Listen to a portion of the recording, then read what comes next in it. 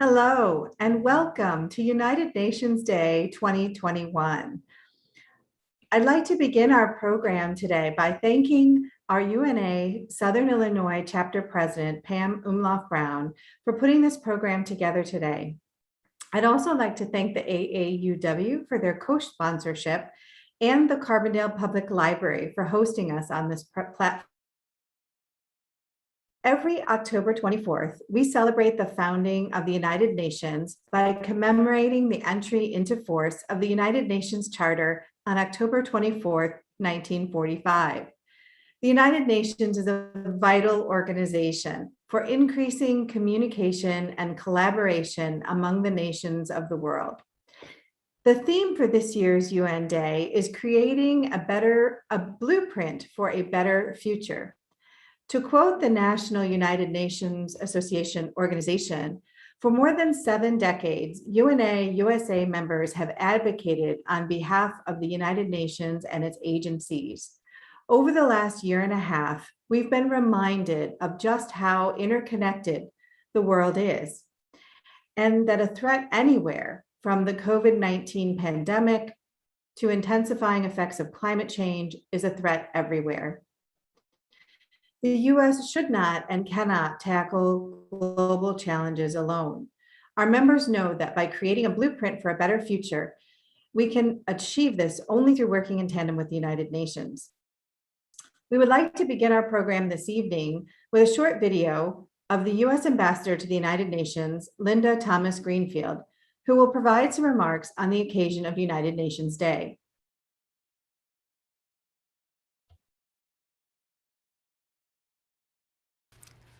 Hello, everyone, and happy UN Day. 76 years ago today, the United States, joined by the United Kingdom, France, Russia, and China, ratified the United Nations Charter along with a majority of other signatories. We were determined to, as the UN Charter's opening words stated, save succeeding generations from the scourge of war, reaffirm faith in fundamental human rights, and live together in peace as good neighbors.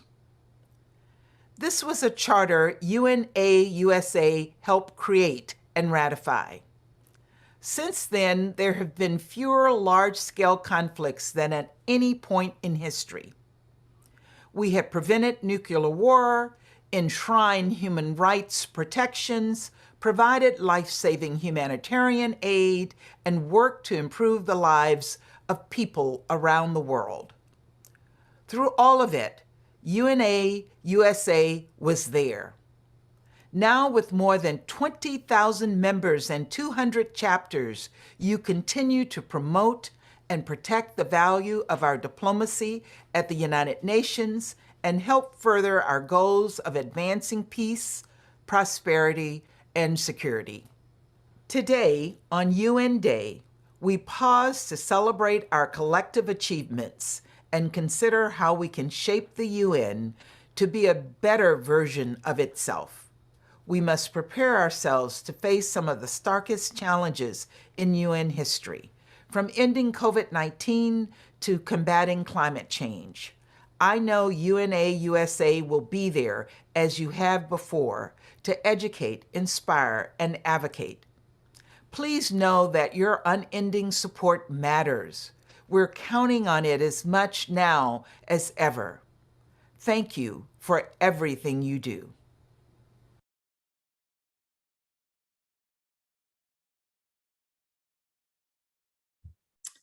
So, to help us further explore how we can work with the United Nations to create a better future, we are delighted to have with us this evening the UN Youth Observer, Cynthia Yue.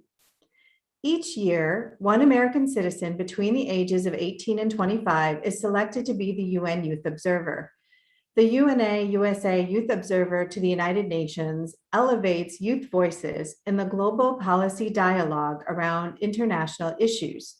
The UN Youth Observer engages and connects young people in the United States to the work of the United Nations and empowers them to be active participants in fostering a greater global impact. This year's Youth Observer is Cynthia Yue. She is an honors student studying international affairs at the George Washington University. As a first-generation American raised in the southeastern United States, Cynthia grew up witnessing inequality in her community and abroad, which led her to develop a commitment to global citizenship, human rights, and youth empowerment at an early age. This commitment led her to become an advocate for the United Nations and its vital work. Cynthia has nearly 7 years of experience in UNICEF USA, including serving on the National Council. She has interned for the United States Senate, the U.S. Department of Transportation, and the U.S. Small Business Administration. Previously, Cynthia served as a fellow at the Embassy of France in the United States and the Ministry of Tourism of the Republic of Indonesia. Please join me in welcoming Cynthia Yue, who will provide some remarks before we have an opportunity to engage in some questions and answers. Thank you so much, Cindy, and thank y'all all so much for having me here tonight for your UN Day celebration.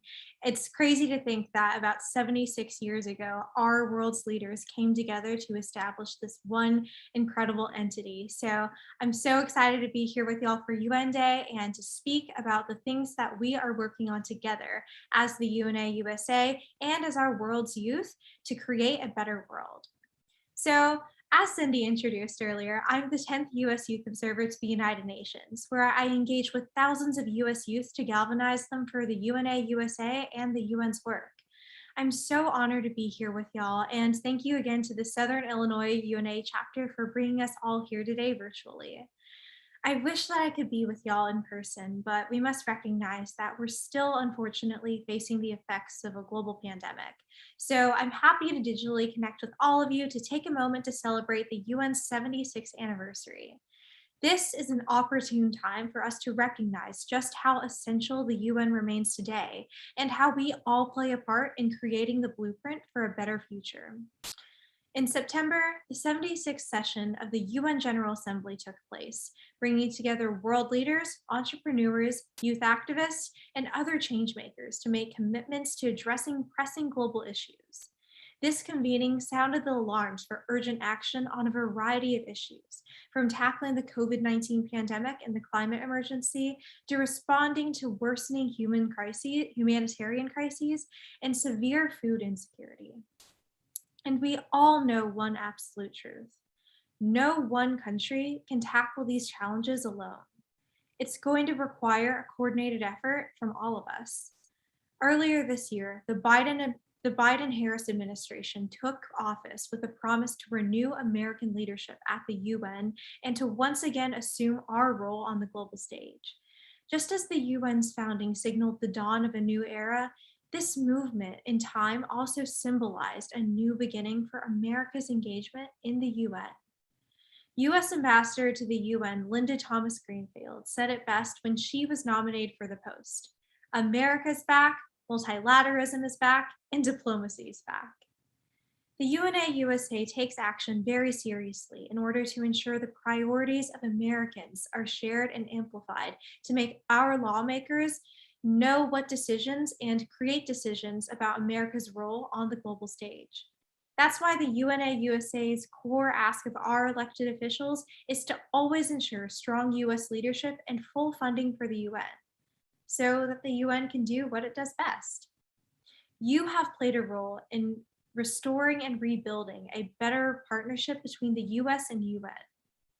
Because of you, the UNFPA once again has financial support from the US, making it possible for girls and women to access essential aid and services. Because of you, the US ran for and won a seat at the UN Human Rights Council for the 2022-2024 term. Because of you, the World Health Organization could count on America's leadership in the fight against COVID-19 after President Biden halted plans for America's withdrawal.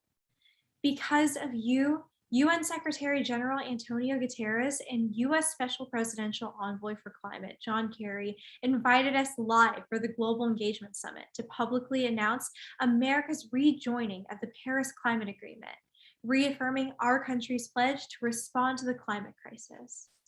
These are just a few of the accomplishments you helped make possible this year. And these actions couldn't have come in a more critical time in our history. The UN is leading the international response to numerous urgent threats, many of which carry a severity the UN hasn't encountered since its founding. In fact, Secretary General Guterres has said it best when he said that the pandemic is the greatest test since World War II. The pandemic has tilted our world on its axis, and it's threatened the blueprint for progress. It reversed hard-won wins on all the Sustainable Development Goals, aka the SDGs, and exacerbated existing inequalities and served as a catalyst for economic collapse and social disruption.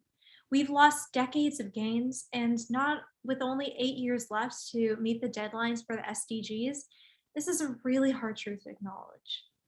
Yet, even amidst one of the greatest challenges of our time, you understand the power of your voice, your ideas, your solutions.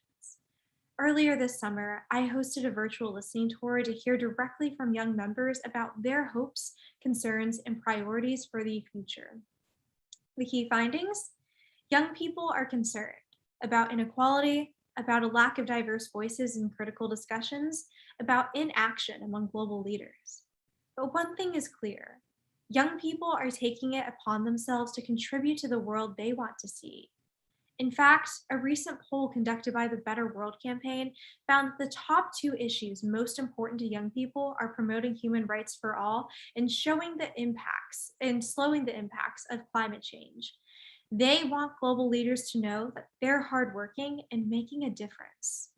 Young people are the greatest stakeholders in what happens today, and the UN is dedicated to delivering on its promise to build a better world for future generations. That means not only listening to them and amplifying their voices, but also providing young people with a seat at the decision-making tables. So let me be clear, your voice matters. Your input is helping the UN to outline priorities in an ever-changing world, setting a clear path forward to deliver on its promise for a better future for everyone. That is your impact. That is how you're contributing to the blueprint for the better world to follow. Over the last 7 decades, the UN has resolved many complex and delicate issues, but the reality is new challenges will always be around the corner. But what gives us hope is that the UN is prepared to meet those challenges when they do arise. The COVID-19 pandemic proved to all of us just how interconnected our world is, how a threat anywhere is a threat everywhere, and that the only way to address them is together. This time, we're united to defeat a shared but invisible enemy. And that's precisely what makes the UN so unique and essential. It's the only forum that brings together world leaders from 193 countries to address global threats and find shared solutions. There is no doubt about it. 76 years later, the UN remains as relevant and essential as it was at the time of its founding. It's clear that your advocacy does have an impact. And so it's the only right thing to do as our time comes to a close that I invite you to take part in an urgency advocacy action right now. As you know, the US has imposed an arbitrary cap on our payments to UN peacekeeping for 20 years. It's time to pay what we promised. Take out your phones right now and text PEACE to 30644. That's PEACE to 30644, also right here, to urge your members of Congress to support the United States commitment to the Peacekeeping Act of 2021 to help ensure that the US can fulfill its financial obligations to the UN in the future. Creating a better world through using a blueprint for a better future requires all of us to work together to stay true to and build upon the vision that formed the UN 76 years ago. As the US Youth Observer, I'm committed to elevating your voices as we march towards progress. Please feel free to reach out to me at any time at US Youth Observer if you would like to meet or collaborate. The world needs the UN, and the UN needs you. With your leadership and advocacy, the US can help better the UN so the UN can continue to help the world. Thank you. Now, I began with a few remarks about the UN, but I also want to quickly elaborate on some of the things that I heard during my listening tour, which I spoke about a little bit earlier. During this listening tour, I personally met with and listened to hundreds of young people from across the United States, and I heard about the issues that you care about the most. As I shared earlier, we found that young people are concerned, but they're not just concerned, they're taking action. We found that climate change is what young people say is the most immediate threat facing our world. Almost 40% of all participants noted that as the number one challenge. Yet, even so, the most cited challenge for the US domestically was reducing inequalities.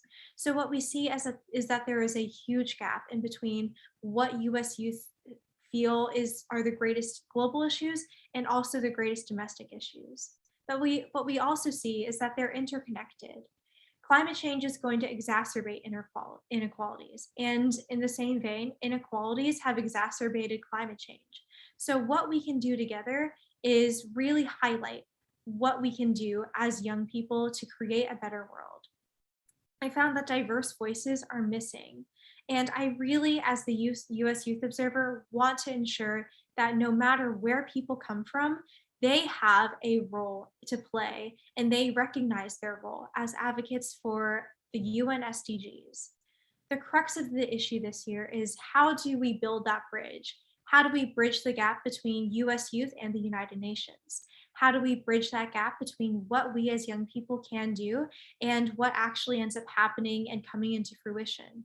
How do we bridge that gap between Americans and the SDGs? So I thought about it after my listening tour, and I worked with the team at the UNA USA to come up with a few ideas to ensure that we are representing US youth properly at the UN. So first, I'm working with other UN youth delegates to highlight diversity. This includes creating a diversity block at the UN Youth Delegate Program to advocate for the interest of not only countries in the global south, but also diverse voices everywhere. It's about elevating BIPOCs, elevating women and girls and non-binary and people who identify as non-binary. It's about elevating people with disabilities. It's about elevating people who traditionally don't feel represented and making sure that everybody has a seat at the decision-making table. We're also working to increase diversity and inclusion at the UNA USA. I want to work with underrepresented groups and organizations in regions that have traditionally not have that seat to make sure that you are being listened to and heard and elevated every single day when we're at the UN and beyond. And then I also want to highlight diverse voices. So if you check out my channel at US Youth Observer, you'll be able to see interviews that I'm conducting with people from different communities and to celebrate and highlight UN holidays and months and holidays that celebrate diverse voices. And with advocacy. Earlier, I asked you to do an advocacy action where we work together to ask for the US's continued funding of UN peacekeeping. And similarly, throughout the rest of the year, through the UNA USA, which is our nation's largest grassroots organization committed to building that bridge between the US and the UN, I hope that you will continue to follow our journey on advocating for the UN and its critical work. I'm conducting different monthly events at US Youth Observer, which is my channel, to ensure that you feel connected to the UN. Whether I'm hosting a UNA USA Plus Chef event where we talk about the World Food Program's work or leading workshops on UNICEF's work, I really hope to ensure that people understand what the UN does and what they can do to help advocate for the UN. And of course, similar to this event, I'm doing a lot of speeches and engagements at the UN, at UN dialogues, and here at UNA USA chapters and other organizations to elevate and amplify the voices of young people and the things that they have told me matter the most to them during my listening tour. Most importantly, I want to work with you. So if you are a young person or somebody who cares about our world and the future that lies within it, please feel free to reach out to me at any time. I truly believe in multilateralism and I believe in collaborative approaches, and we can only achieve a better world and the SDGs if we're all united together to tackle it. So with that, I just want to say thank you again for all of your time. And I know that we have a panel afterwards, so I'm so excited to answer some of y'all's questions and hear more about what matters the most to young people and constituents in the Southern Illinois chapter. Thank you so much for those remarks, Cynthia. It definitely sounds like you're keeping busy. All right, at this time, I would like to introduce a couple of students from our local university, which is Southern Illinois University here in Carbondale, Illinois. We have with us this evening Abby Schultz, and Abby is a third-year law student at the SIU School of Law, and she is the president of our international student group. I also have here this evening Ryan Jurek, and Ryan is a junior studying international relations like you at SIU. He is the president of the SIU UNA USA Registered Student Organization. And both Abby and Ryan have prepared some questions for you. And I see that we also have some questions in the chat. And so we'd like to go ahead. I'm going to ask Abby and Ryan to go first, and then we'll turn to some of the other questions that have been asked. Okay, well, thank you so much, Cindy, for that introduction for both of us. How do we want to do this? Abigail, do you want to go first or? Sure, I can go first. Thank you. I guess if you don't mind, Cynthia, taking us through just what your role is, what your responsibilities are. I know you said you'll be doing like speeches and events, and I guess how else do you engage with the youth in your role as youth observer? That's a great question, Abby. And it's really interesting that you asked that because every single year, I'm the 10th Youth Observer. And so every single year, the program has looked different. It's really up to the Youth Observer to just delineate what path they take the program in. This year, I really care about diversity. And I shared a little bit earlier about what I want to do, but I want to elevate diverse voices regardless of where they come from. I grew up feeling like I didn't have a voice because I was a woman, because I was a person of color, because I was young. And this year, I hope to make young people understand that their voices matter all the more because they're women, because they're people of color, and because they're young. So this year, like I said earlier, I'm hosting these monthly events. I created that diversity block within the UN Youth Delegate Program so that we can amplify diverse voices from everywhere. I also am working on programs with the UNA USA to get young people directly engaged. So we just launched the UNA USA case competition along with UNICEF USA, where we're challenging young people to create a case on UNICEF's work and innovation to help kids through the pandemic. And they'll have a chance to share their ideas directly to the UNA USA National Council and representatives from UNICEF and UNICEF USA. We are also planning a bunch more speaking and deliberative events, including a racial justice workshop to give young people that opportunity to directly engage with the UNA USA and UN agency representatives and have that seat at the table that hasn't traditionally been there in history. I'll go ahead and go next. So Cynthia, I did have a question. I was wondering, so you've served in a lot of different roles, reading over the bio that we got, working with UNICEF and the National Council, and then also with the French Embassy, and then also with the Ministry of Tourism in Indonesia. I was wondering, what was the most unique or interesting experience that you had, if you could name an experience in those roles, just because as a student, that's something that's incredibly interesting for someone who's looking to go into that field. Yeah, Ryan, that's a really great question. I have loved every single thing that I've done for a variety of reasons. Everything has been so different. Embassy of France and Ministry of Tourism with Republic of Indonesia, those were very international in focus. And so for the latter, I had the opportunity to travel all the way to the other side of the world and directly work with young people who were passionate about sustainability and sustainable tourism. With Embassy of France, we got to work with 3 different countries to highlight youth voices and create deliberative events such as the Lafayette debates to get young people talking about sustainability and corporate social responsibility. So every single thing that I've done has meant so much to me. And I think something that really struck a chord with me was when I served as a UNICEF Youth Ambassador at the 74th UN General Assembly. It was the General Assembly right before the pandemic. So I remember when the pandemic hit, it just blew my mind that it wasn't going to be in person, but the 74th was in person. And I remember I had the opportunity to share why I was passionate about UNICEF and to discuss how existing inequalities around the globe continue to persist today, not just in developing countries, but also in places here like the US.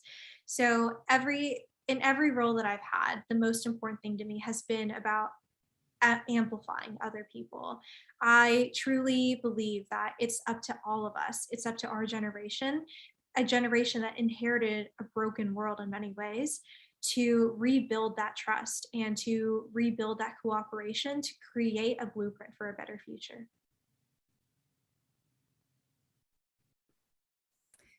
My next question is, did you have any role models growing up or even now that have like influenced your passion for service?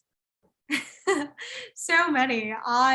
One that just comes to mind is Ambassador Linda Thomas Greenfield. She is our current US Ambassador to the United Nations, who we saw the video of earlier, but she has overcome so much and she has such a unique story as well. I mean, just thinking about how when she first went to college, she went to a university that didn't want her because she was Black.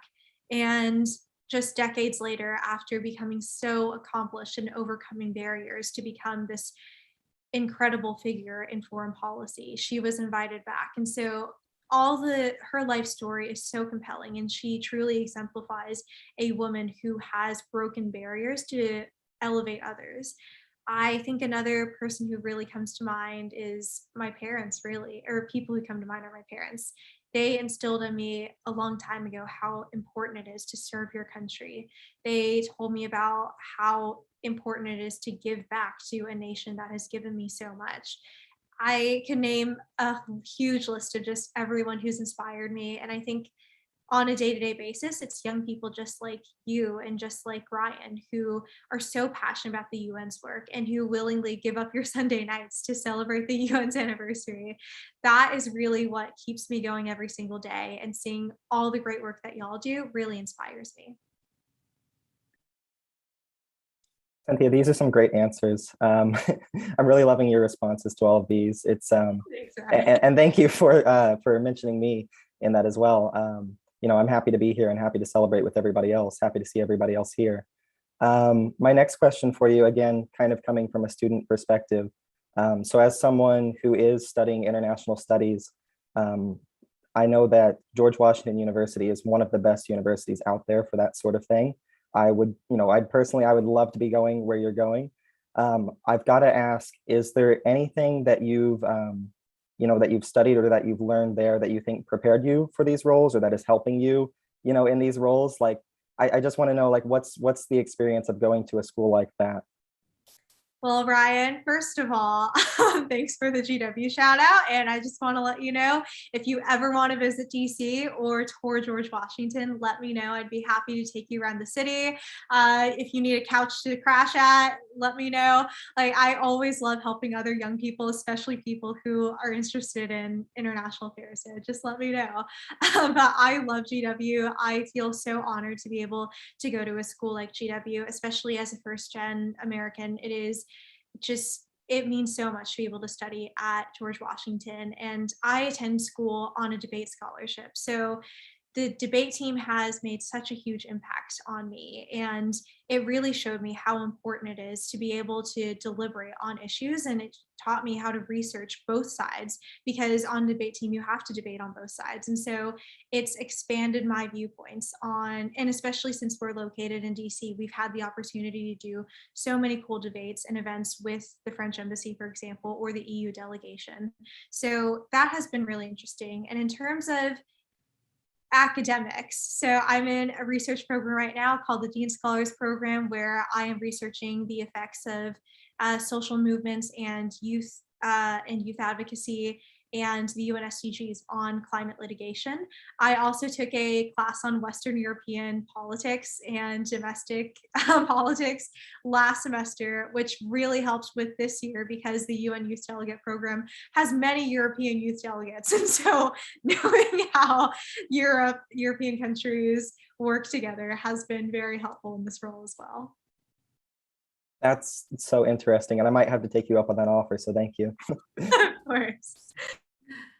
Thank you very much for your questions. And we may come back to Abby and Ryan, but we have some questions in the chat and some that were submitted before the program. So I wanted to also have you answer some of those other questions.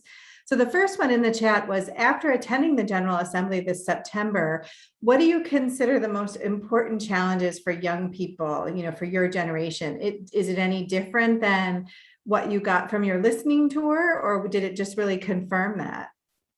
Oh, Cindy, that is a spectacular question, because I think it focuses on what the UNA hopes to do, which is galvanize people and inspire people to take action for the UN's work.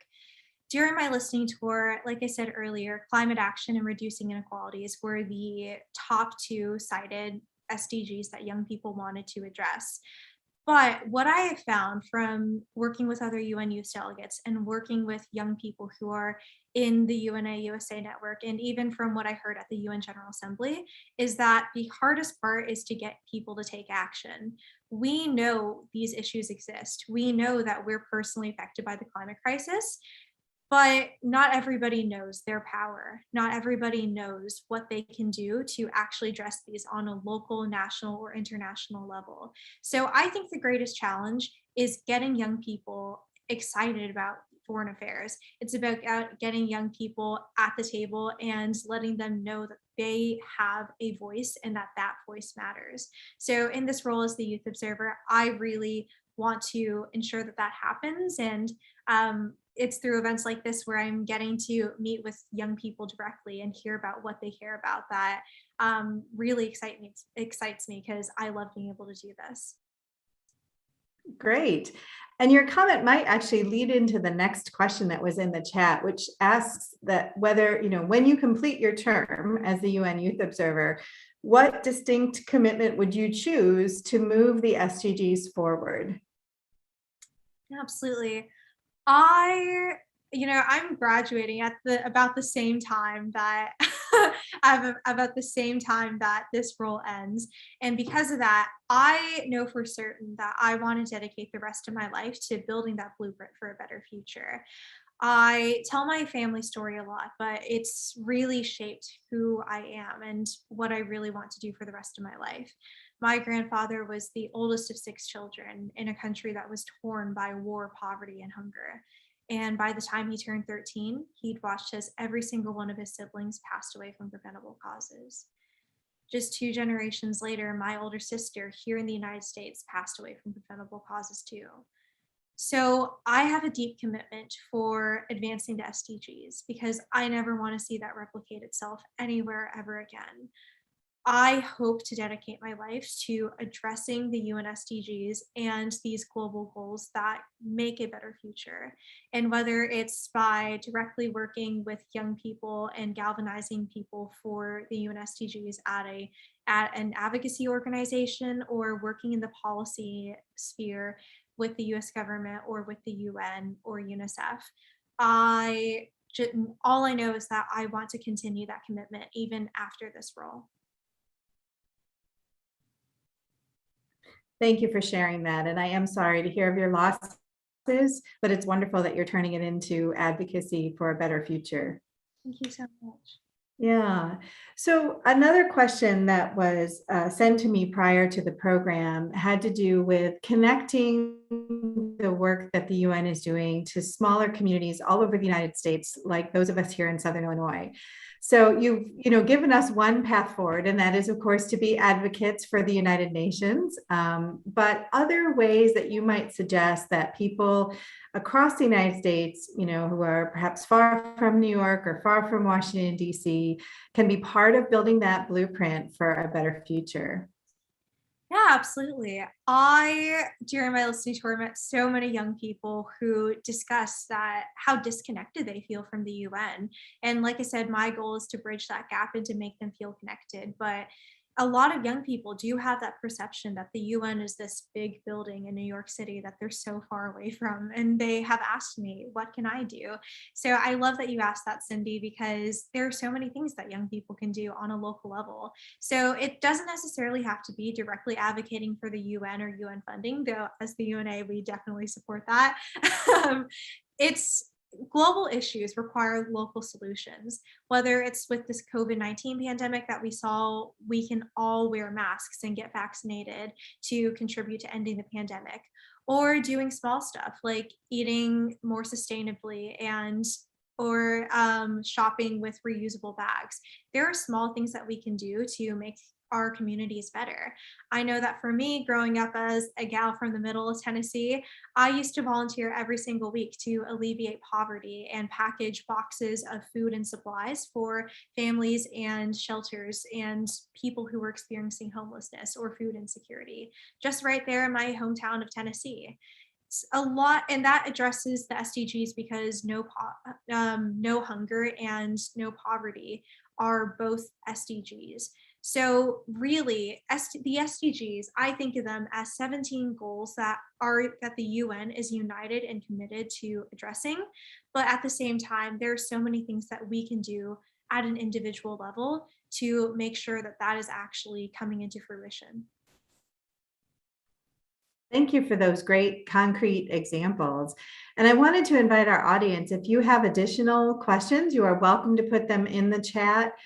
You can use the Q&A function. So we're happy to take those questions. But in the meantime, I'll continue with some questions that were submitted to me. Another one that was asked is, through your work at the United Nations, have you seen a situation where parties were far apart when they started, but through negotiations or other activities at the UN, they were able to reach some kind of positive resolution?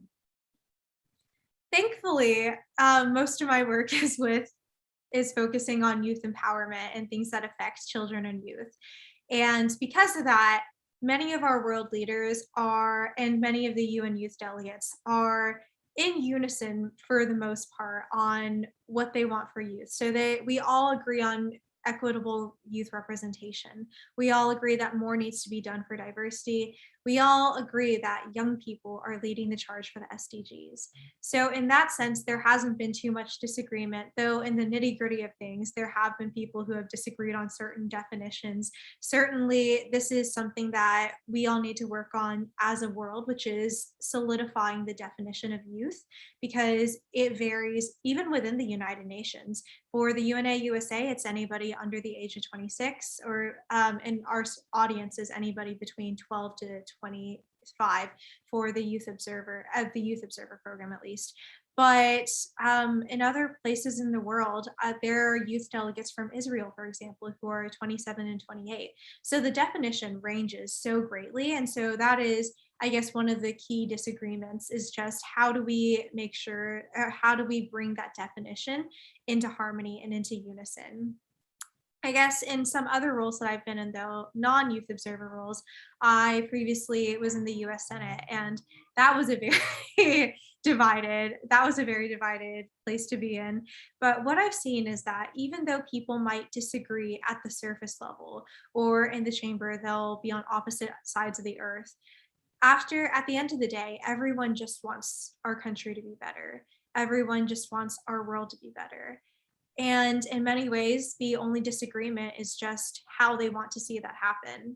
And so I've seen people come together from opposite sides of the spectrum. And while we are more divided than ever, I do have hope that our leaders are going to take into account the needs of our people and the needs of our nation's youth and the needs of the people who are the greatest stakeholders in these issues. And I have hope that we can come together and pave the way forward. Thank you. I imagine that some students are inspired after hearing you speak and they want to say, how can I do what she's doing? So could you talk a little bit about the process for becoming a UN Youth Observer? Like what inspired you? How did you go about applying? What should people know if they're interested in the program?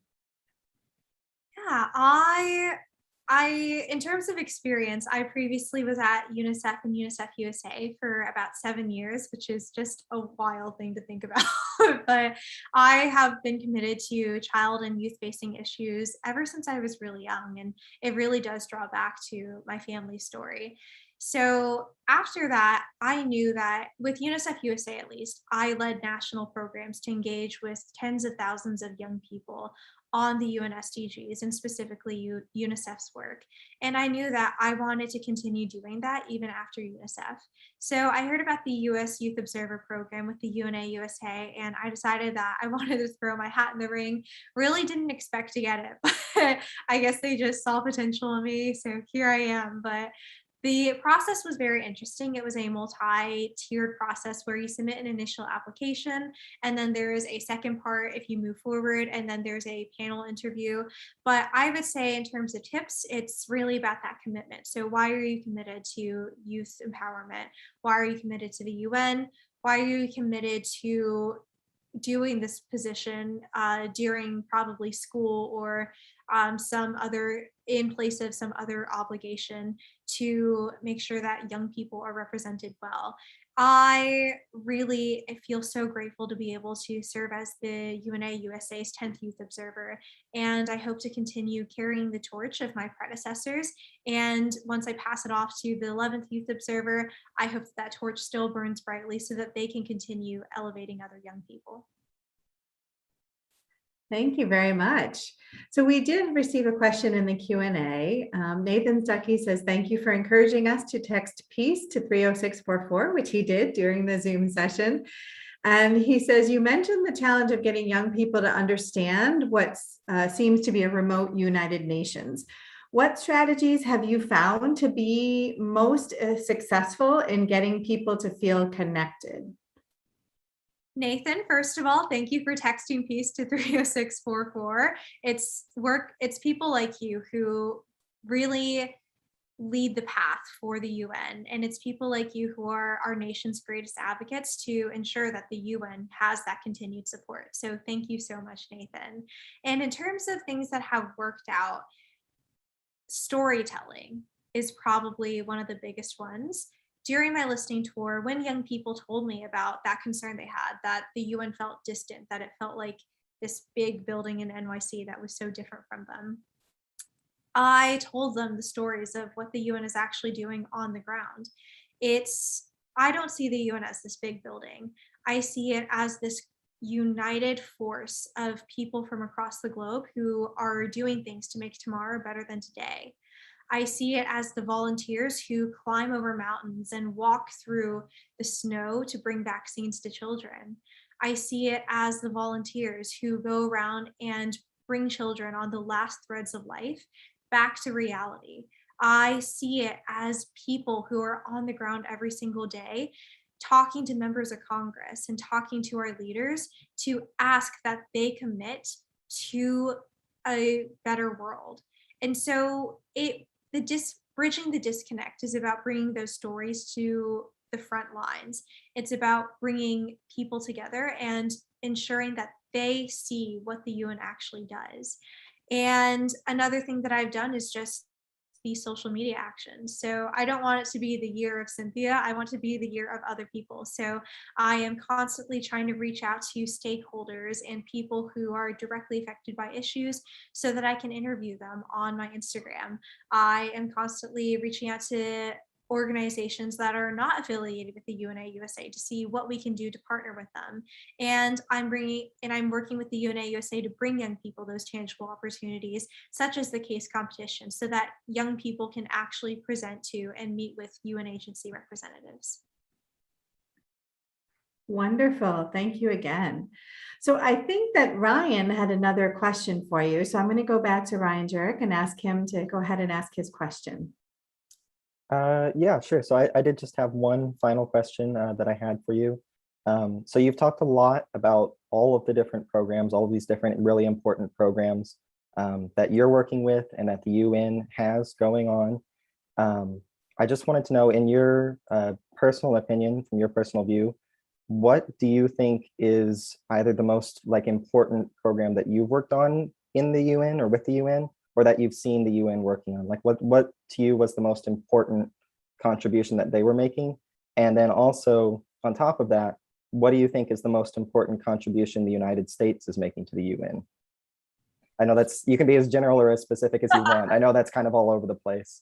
Yeah, no, you're totally fine, Ryan. It's a hard question to answer because the UN does so much. And to be fully frank, I mean, there's still so much the UN does that I don't even know because they just do so much. I mean, when you think about all the different programs they do, it's mind blowing how much they achieve every single year as this collective body.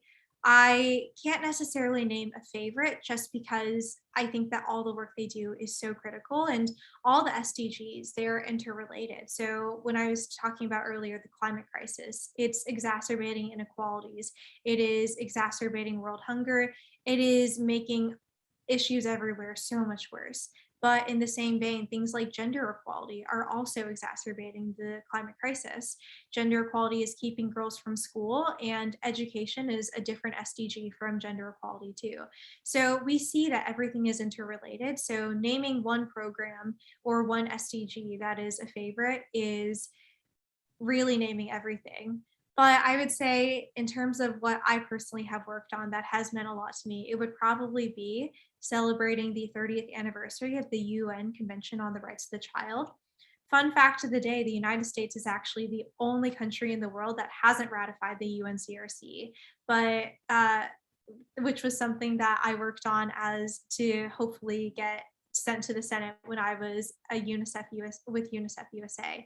But I really see the UNCRC as this framework where our world comes together to commit to protecting children and to ensuring that children have rights, the right to life and dignity, for example. I see the UNCRC as this framework that extends the Declaration on Human Rights to specifically focus on children, who are often the greatest victims of conflict and global issues. That has meant a lot to me, but again, it's really hard to name one because they're all so interconnected. And to answer your question about what is the US's most important contribution, it's twofold. Number one, funding. The US is a very wealthy country. It's the wealthiest country in the world. And we led the charge for the UN's establishment in the first place. That's the reason why it's headquartered here in I'm not here, I'm in Washington, D.C., but here in the United States in New York City, because we were the leaders of the UN. And I'm a Tennessee gal, so I've got to give a shout out to Tennessee. But Cordell Hull, who was a Tennessean and the Secretary of State at the time, is known as the father of the United Nations because he saw how important it was for our world to come together after the most devastating, arguably the most devastating event in human history, World War II. We need to continue paying our dues to the United Nations, not only because it is our commitment by treaty, but also because it does so much work, not just for US citizens here at home, but also for people across the globe. So the first part would be funding, and the second part would be that continued action. So it's not enough to just sign a resolution and say, okay, I'm done. We said yes to the Paris Accords, so we are good to go. No, it's about actually following through. If we commit to the Paris Accords, we actually need to follow through with that.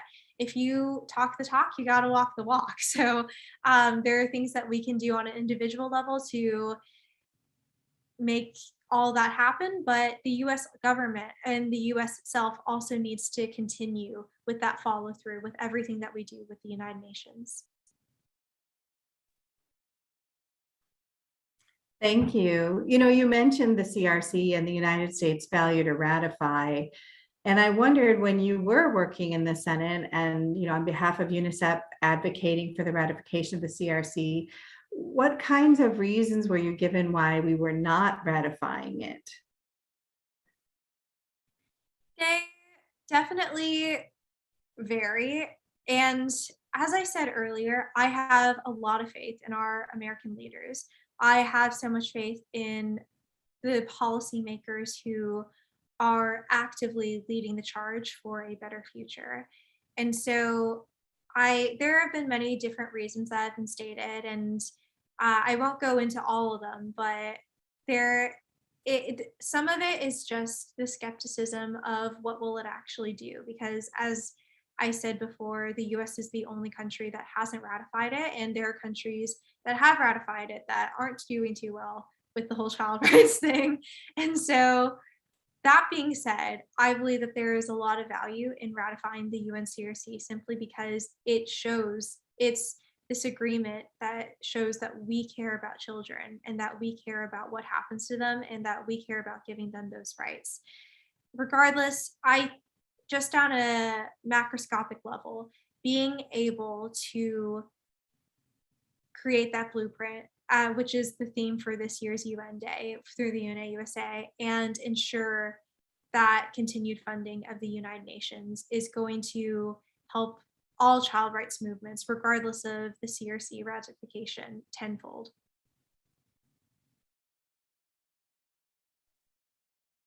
Thank you again. And for near to the end of our time, and we've had a great conversation here and wonderful questions, and Cynthia's been so smooth in answering everything that we've thrown at her. But if you have a question that you haven't yet asked and you would like to ask that question, now's your chance before we finish things up this evening. Looks like maybe Abby has another question for you. Yes. I guess what are ways that you think adults can support youth in becoming more involved in social justice causes, or if that like happened for you at a young age that someone supported you, and I guess how that affected your service? Abby, I love this question because it's a lot of times young people are told that it's up to us, and it definitely is up to our generation, but at the same time, it's also up to other generations too. The first thing is give us a seat at the table and listen to us. It's not enough even though I say that one of my big roles is amplifying other people's voices, I don't think it's enough to amplify people's voices. They should be given the ability to speak on their own behalfs. I can't speak on behalf of communities or issues that don't directly affect me necessarily, because I'm not the right person to say that. We need to give other people that chance to speak. And even more so, we need to actively listen to them and have that follow through. Because frankly, if you're only giving them that seat and letting them speak, but not actively listening or doing that follow through, all you're doing is tokenizing them. Young people often are tokenized because they're young. So you might have that seat at the table, but people don't take you seriously. And that was the sentiment that a lot of young people shared with me during my listening tour. They said that even when they had the opportunity to be in high level meetings or speak or be leaders, adults weren't taking them seriously. Young people shared with me stories of how they presented to school boards on how important it was to have COVID-19 mask mandates. And the school board just completely ignored what they said and instead publicized a very quick anecdote that the student shared, which was about how they weren't able to play tennis because of COVID-19. And that was the highlight rather than the actual concern, which was the mask mandates and protecting children from the COVID-19 pandemic. So it's about taking us seriously. And it's also about opening that door in the first place, too. There aren't a lot of spaces right now for young people to get engaged. A lot of it has to be created on our own accord, which is great because it shows I've seen how young people have taken leadership roles and created new roles for themselves. But at the same time, there are existing spaces where we could have an impact, but there's just no way into the door right now. So open the door for us, listen to us, and give us that chance to speak and take us seriously.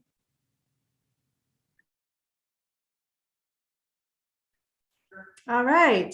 I think we are coming to the end of our time here. And so I just want to take a moment to thank Cynthia. She's giving up her Sunday evening to be with us to help us celebrate the United Nations Day. And we really appreciate that. Your remarks are so inspiring. Your leadership is fabulous. And I know that the young people who are hearing you speak have got to be thinking, I want to do some of those things too. So that's great. And we certainly welcome, the engagement of young people in our UNA chapter here in Southern Illinois. We'd love to see more young people come out and get involved. We do have a model UN program on the SIU campus. We have the registered student organization that Ryan is part of. We have separate graduate organizations. And so we are trying definitely to engage our youth, but can always do better. So thanks for sharing some tips about how to do that. Oh, Cindy, this has been such a great night. Thank you, Abby, Ryan, Jennifer, Pamela, and of course you as well, Cindy, and the entire UNA USA Southern Illinois chapter for this opportunity. It has been so much fun, and y'all had some really great questions. And please feel free to reach out in the future if y'all need anything or would just like some more support with getting more young people excited about the UN. Thank you. Thank you very much. And for our audience, I just wanted to preview a couple of things that we have coming up. Those of you who are familiar with our chapter know that every December we have a celebration around Human Rights Day. So that will be coming up in early December. December 10th is the annual Human Rights Day. And our biggest event of the year is often our annual meeting, which takes place in January. And so be looking at your email, be looking at your social media for publications and announcements about some of those upcoming events. So thank you to everyone who joined us this evening. Happy United Nations Day. Have a wonderful rest of the day. And we will see you all again in the future.